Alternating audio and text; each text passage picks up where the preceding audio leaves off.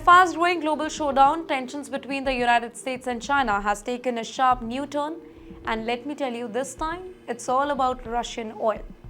The drama started when US President Donald Trump made it very clear that it is ready to go on really hard on any country buying oil from sanctioned Russia. How hard? Well, according to the United States Treasury Secretary Scott Bessent, Congress has already given the green light to impose tariff of up to 500%. Yes, 5 times the price on any nation that continue purchasing Russian oil despite the Western sanctions. Now imagine how that sounds in Beijing, which has remained one of Moscow's top energy buyers since the Ukraine war began. In a strongly worded statement, the Chinese Foreign Ministry warned that the US should not play with fire, saying bluntly that there is no winners in a tariff war. You know what's the message? China won't take Washington's threat lightly. The question is, why is this such a big deal? Let's break it down.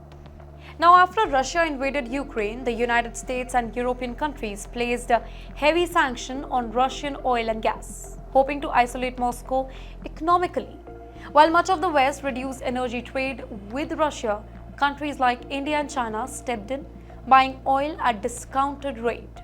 Now, this helped Russia keep its economy afloat and gave major buyers like China a reliable energy supply at lower prices. Now, as Donald Trump pushes for tougher penalties, the idea is to pressurize countries like China to stop funding Russia's war indirectly through oil purchases. But this strategy has its own risks.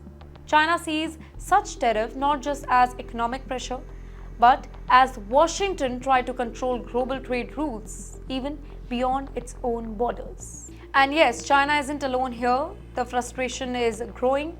Other countries in Asia, Africa, and Middle East have also resisted the idea of picking sides in Russia-Ukraine conflict. Many say that they need affordable energy and have their own national interests to consider, not just Western politics. So, what happens next? If the US does go ahead with these high tariffs, it can actually trigger a global trade dispute, worsen inflation, and push countries closer to forming alternative alliances that cut out the US altogether. On the other hand, Washington sees this as a necessary step to stop the countries from helping Russia sidestep sanctions and reassert American control over global economic rule. So the question is, will China back down? Will Trump go through with the tariff threat, or is the world heading towards a new kind of economic war, one fought with taxes instead of tanks? Well, the answers aren't clear yet, but one thing is certain. The oil game is not just about energy. It is about power, it is about influence, and it is about who gets to call the shot in the new world order.